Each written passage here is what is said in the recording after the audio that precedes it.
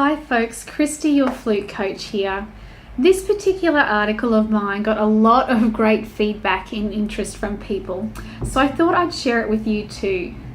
Now, as adult flute players who are learning online at home, it can be really easy and dangerous to slip into some bad habits that can ultimately make your flute playing more difficult for you. So your practice time starts to work against you and you can't seem to overcome a particular problem. Now, some of these particular bad habits or mistakes that you develop, you might not actually be making them deliberately, right? They've just crept in over time and you may not even realize you've been doing them. So I've collated a list of 13 particular habits and mistakes for you to put your hand up and say, yep, I'm guilty, or, oh, I didn't even realize, but I do that. And this will give you a chance to overcome and correct these little problems. Some of them might be really subtle ones, and they won't have any long-term lasting effects on your playing if you catch them now. So you can see the full list that I've made in my article, and I have put the link in the video description below. So how many of the 13 do you recognize? Okay, I want you to be honest now. So I'm going to put my hand up for a couple of these right now. I'm going to dob myself in and list a couple that I can relate to personally. So here we go. Playing on my bed, sitting down cross-legged with my elbows resting on my knees. And this one was just pure, deliberate teenage laziness for me, right? It's pretty obvious. I never went to a flute lesson being permitted to play like that, so I'm not sure why I thought that that would be a great idea for practice time either. So clearly, sitting crunched, hunched forward, crushing your torso makes it harder to obviously take in deep breaths, sustain your notes for long periods of time, and it honestly just plain hurts your neck after a little while because your flute book is on the bed as well. You're looking down the whole time, and it's an obvious no-no. So I totally admit to that one.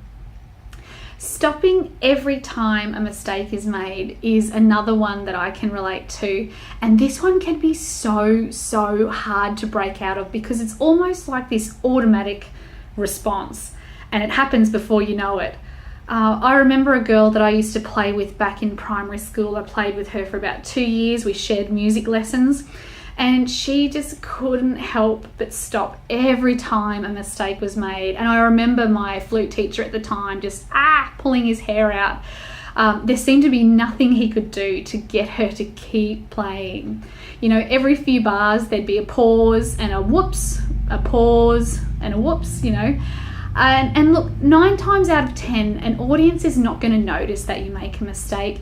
And even if they do, you know what, life goes on, the music keeps playing, and it's quite often totally forgotten within a few seconds. But these big, obvious disruptions like that would kill any performance. So this is one that needs some intentional training to really get on top of. And my final one is kind of a combination of two of the points there, which is playing too fast too soon and playing without a metronome. And sometimes we think that playing at speed, playing really fast, equals this mastery of the flute, that somehow playing fast is really impressive. But no, it's not. It's a sign of immaturity in a way, and it can be deliberate that you play quickly.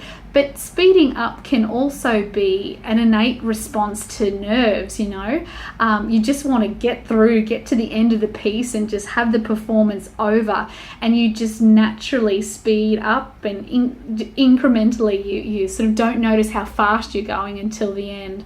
And I remember an audition that I had to do to get into a high school music program, and the teacher said, yeah, that was great, but did you realize how fast you were going? And I had no idea. I was completely unrestrained at the end, and it was nerves that was pushing me along. But playing without a metronome to gain a sense of speed and a pulse of music is so helpful, and that's something I've taken on board since then.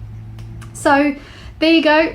I've been honest and I've gone ahead and shared some of the flute practice no-nos that I can personally relate to. And now that I'm aware of them, I can take action to train myself out of these bad habits. So I hope this helps you get the most out of your practice time as well, and saves you a little bit of future pain in your playing, that these things can be corrected quickly and efficiently. So go ahead, go to that full article and have a look through those points and see if you recognize them. Bye for now, guys.